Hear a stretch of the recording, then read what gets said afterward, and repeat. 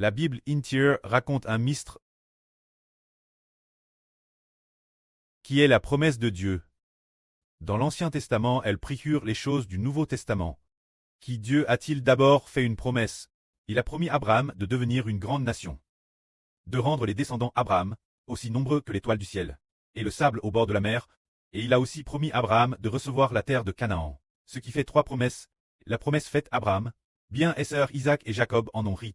On rit de l'alliance que Dieu a promise à Abraham.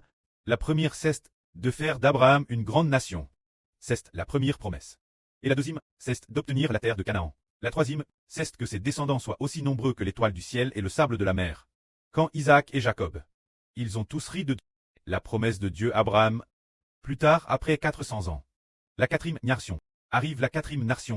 Dieu a en effet permis aux descendants d'Abraham, d'Isaac et de Jacob d'obtenir la terre de Canaan.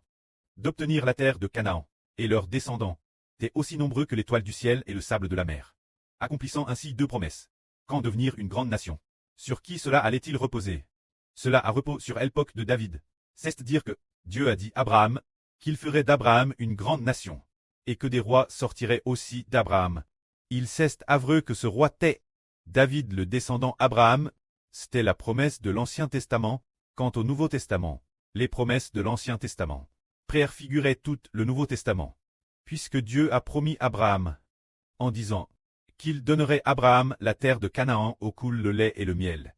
C'est le symbole et la promesse que Dieu promet aux frères Ashbert d'obtenir la nouvelle terre qui est le paradis, pour recevoir le paradis en héritage. Et tout comme le précleste a promis à Abraham des descendants aussi nombreux que l'étoile du ciel et le sable de la mer. Cela préfigure que pour les frères Ashbert, les enfants aînés de l'Esprit Saint seront aussi nombreux que l'étoile du ciel et le sable de la mer, atteignant juste 1/3 de l'humanité. Le précleste a aussi promis en disant que Abraham deviendrait une grande nation, et que des rois sortiraient d'Abraham. Un descendant d'Abraham régnerait. Savoir David, ce qui symbolise que dans le futur les frères Ashbert obtiendraient la Jérusalem cleste comme royaume et capitale. Ainsi, tout comme le descendant d'Abraham, David est renié Jérusalem. Et après ce que le fils de David Salomon eut construit le temple, cela préfigurait que Salomon régnerait éternellement. Dans l'Ancien Testament, cela symbolisait que Salomon régnerait éternellement. Mais en réalité, Salomon était un mortel. Il n'a régné que 40 ans, ce qui symbolise que David préfigurait le Seigneur Jésus-Christ. Et tout comme Salomon a succédé David comme roi, cela symbolise que les frères Ashbert succéderont au Christ Seigneur, pour régner assis sur le traîneau du Christ Seigneur, et qu'ils allaient servir Dieu, bâtir le temple, et servir Dieu en tant que prêtre. C'est la promesse que Dieu a donne. Et tout comme, après ce que Salomon eut bâti le temple, cela symbolisait que Dieu habitait Jérusalem. Cela signifie que, dans le futur, Dieu sera avec les Israélites de la Nouvelle Alliance.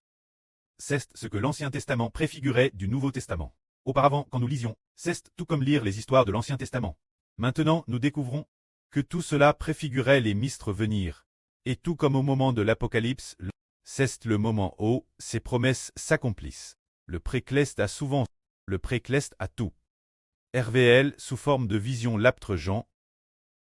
Se dire révéler les visions, pour que seuls ceux qui en sont dignes les reçoivent. Quand ceux qui n'en sont pas dignes, ils ne comprennent pas du tout, le lisant comme un livre sel, sans pouvoir le saisir. Mais tout comme la fin du monde. La montagne de la maison de l'Éternel sera lève, et toutes les nations afflueront vers le royaume de Dieu. Se dire la fin du monde. Les promesses de Dieu de l'Ancien au Nouveau Testament doivent être entièrement révélées, pleinement manifestes, afin que toutes les nations et tous les peuples en entendent parler, le comprennent, et qu'ils croient. Par la foi, ils recevront la terre découlant de lait et de miel du Nouveau Testament. Se dire rité de la nouvelle terre, et aussi rité de la Jérusalem cleste, et rité de la vie éternelle. C'est ce que l'Ancien Testament préfigurait, du mystère RVL dans le Nouveau Testament. Alors qui le précleste a-t-il fait cette promesse? Il a promis Abraham, Isaac et Jacob. La promesse qu'ils ont eue est la madame, et en plus, il a promis une autre personne, qui est David. Ainsi, tout comme le précleste envers Abraham, Isaac et Jacob. Symbolisant, Ashbert, le précleste a fait une promesse aux frères Ashbert, et a également promis au David du Nouveau Testament le Seigneur Christ. Alors toutes les promesses s'accompliront toutes en le frère Ashbert et le Seigneur Christ. Que la gloire soit auprès et au Seigneur. Amen.